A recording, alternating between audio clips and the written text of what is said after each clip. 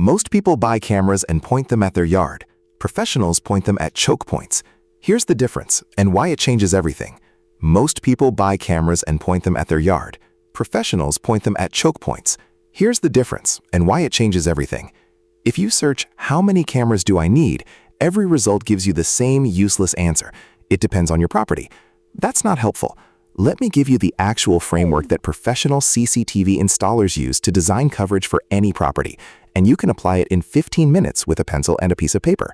Step 1. Forget about coverage area. Think about coverage purpose. There are 3 tiers of camera purpose. Tier 1, deterrence. A visible camera that says you're being recorded. This doesn't need to capture great footage. It needs to be seen.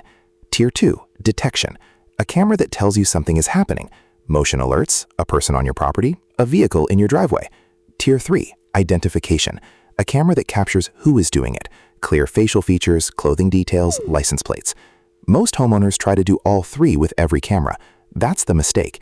Each camera should have one primary job. Step 2, map your choke points.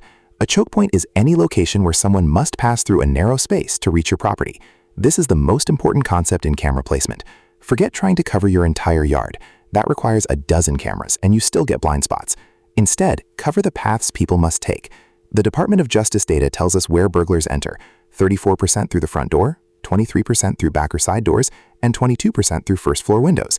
That means roughly 80% of entries happen at doors and ground floor windows. Your primary choke points on a typical single-family home: the front door and walkway approach, the driveway or parking area, the back door, and the side gate if you have a fenced yard. These 4 points are where 80% of all entries, both legitimate and illegitimate, must pass. 4 cameras covering 4 choke points gives you more actionable footage than 8 cameras scattered around your perimeter. This is the core principle: cameras on paths, not on spaces.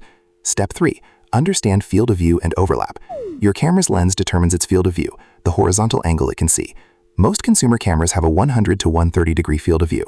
A narrow 75-degree lens sees farther but less wide. A 180-degree fisheye sees everything but stretches faces at the edges into unrecognizable distortion. For identification at choke points, 100 to 110 degrees is the sweet spot, wide enough to see the full approach path, narrow enough to maintain detail on faces. When positioning 2 cameras that share a boundary, overlap their fields by 15 to 20%. This eliminates blind spots at the seam and gives you 2 angles on anyone crossing that zone. Step 4, the 4-camera starter layout. This works for the majority of single-family homes. Camera 1, front door, mounted at 7 to 9 feet, angled to capture faces approaching on the walkway. This is your highest priority identification camera. Camera 2, driveway, wide angle to capture vehicles, license plates, and anyone approaching from the street. Mount it where it can see the full driveway length. Camera 3, back door, same setup as front, face height identification camera at the secondary entry. Camera 4, side gate or side yard, the path between front and back. This camera catches anyone trying to bypass your front cameras by going around the side. When do you need more than 4?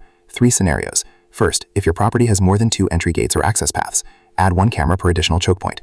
Second, if you have a detached garage or outbuilding, that's a separate structure with its own entry points requiring dedicated coverage. Third, if your property is larger than a quarter acre and has perimeter areas not covered by any choke point camera. In these cases, add perimeter cameras for detection tier coverage. They don't need to identify faces, just alert you to activity. 6 to 8 cameras covers most larger properties comprehensively. The coverage map exercise. Do this right now. Take a piece of paper. Draw your property from above. Rough shape is fine. Mark every door, gate, and ground floor window. Draw the path someone would walk from the street to each entry point. Those paths are your camera positions. Draw camera coverage cones at each choke point. Check for gaps between cones. Add overlap. This takes 10 minutes, and it's exactly what a professional installer does before quoting you $2,000 for a site survey. You just did it for free.